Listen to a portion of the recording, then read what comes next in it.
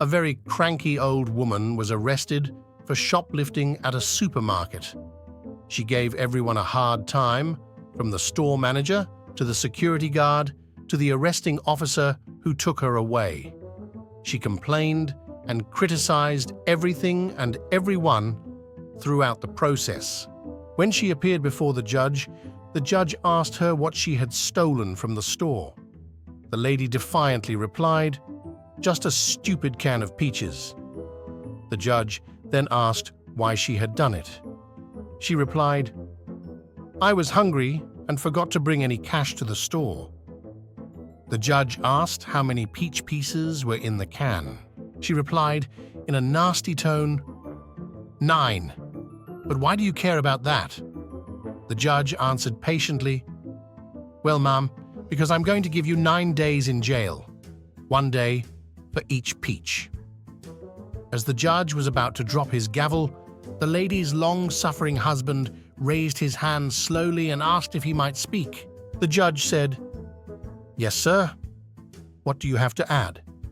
The husband said meekly, "Your Honor, she also stole a can of peas."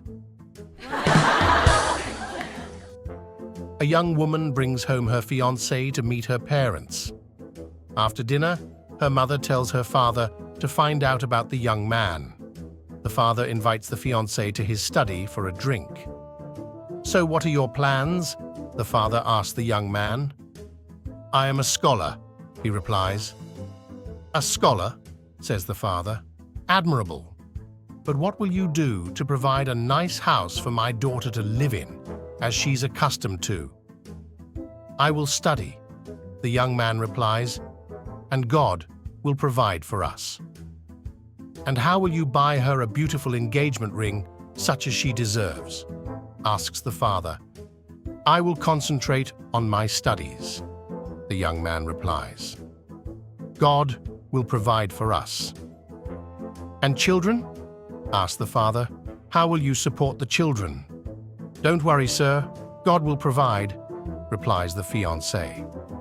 The conversation proceeds like this, and each time the father questions, the young idealist insists that God will provide. Later that evening, the mother asks, "How did it go, honey?" The father replied, "He has no job and no plans. And apparently he thinks I'm God." A young nun, who worked for a local home healthcare agency, was out making her rounds when she ran out of gas. As luck would have it, there was a gas station only a block away. She walked to the station to borrow a canister to fill with gas. The attendant regretfully told her that the only gas canister he had was already out on loan. But if she would care to wait, he was sure it would be back shortly. Since the nun was on her way to see a patient, she decided not to wait and walked back to her car. After searching through her car for something to fill with gas, she spotted a bedpan she was taking to the patient. Always resourceful, she carried it to the station, filled it with gasoline, then carried it back to her car. As she was pouring the gas into the tank of her car, 2 men watched her from across the street. One of them turned to the other and said, "I know that the Lord turned water into wine. But if that car starts, I'm going to church every Sunday for the rest of my life." 2 sisters, a blonde and a brunette, inherited the family ranch. One day, they had to buy a bull in a barnyard in a distant city in order to be able to breed their own livestock. At this point, they were down to their last $600. Upon leaving, the brunette told her sister, "When I get there, if we decide to buy the bull, I'll contact you to drive out after me and haul it home." The brunette arrived at the stockyard, inspected the bull, and decided she wanted to buy it. The man told her that he will sell it for 599 and no less. After paying him, she drove to the nearest town to send her sister a telegram to tell her the news. She walked into the telegraph office and said, "I want to send a telegram to my sister telling her that I've bought a bull for our ranch. I need her to hitch the trailer to our pickup truck and drive out here so we can haul it home. The telegraph operator explained that he'd be glad to help her, then added, "It's just 99 cents a word." Well, after paying for the bull, the brunette only had $1 left. She realized that she'd only be able to send her sister one word. After a few minutes of thinking, she nodded and said, "I want you to send her the word comfortable." The operator shook his head. "How is she ever going to know that you want her to hitch the trailer to your pickup truck?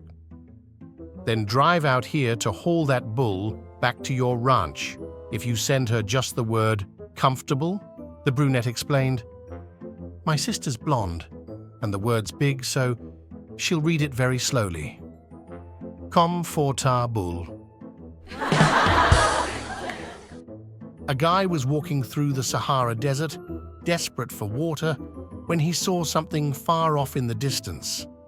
Hoping to find water, he walked towards the image, only to find a little old man sitting at a card table with a bunch of neckties laid out on it.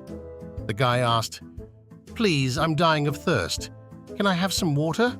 The old man replied, "I don't have any water, but why don't you buy a tie?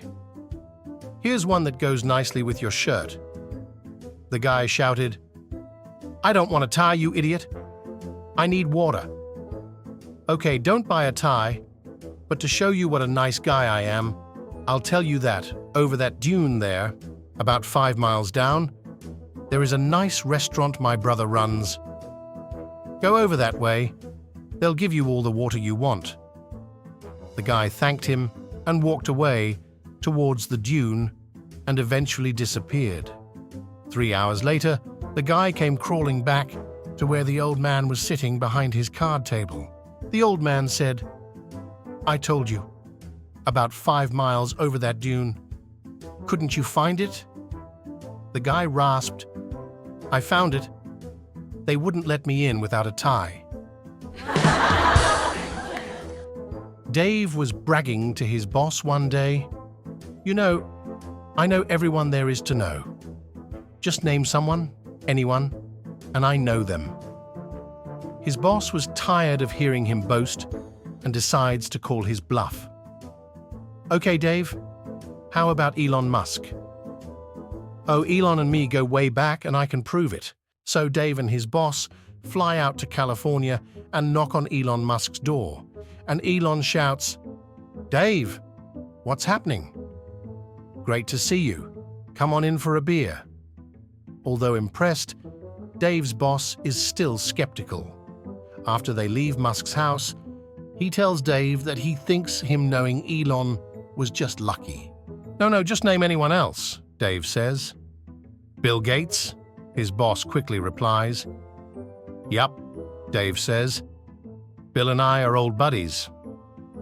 Let's fly out to Washington." And off they go. At the Microsoft offices, Bill Gates spots Dave and motions him and his boss over. "Dave, what a surprise. I was just on my way to a meeting. But come on in with your friend. Let's have a beer first and catch up." Well, the boss is very shaken by now, but still not totally convinced. After they leave the Microsoft offices, he expresses his doubts to Dave, who again asks him to name anyone else. "Pope Francis," his boss replies.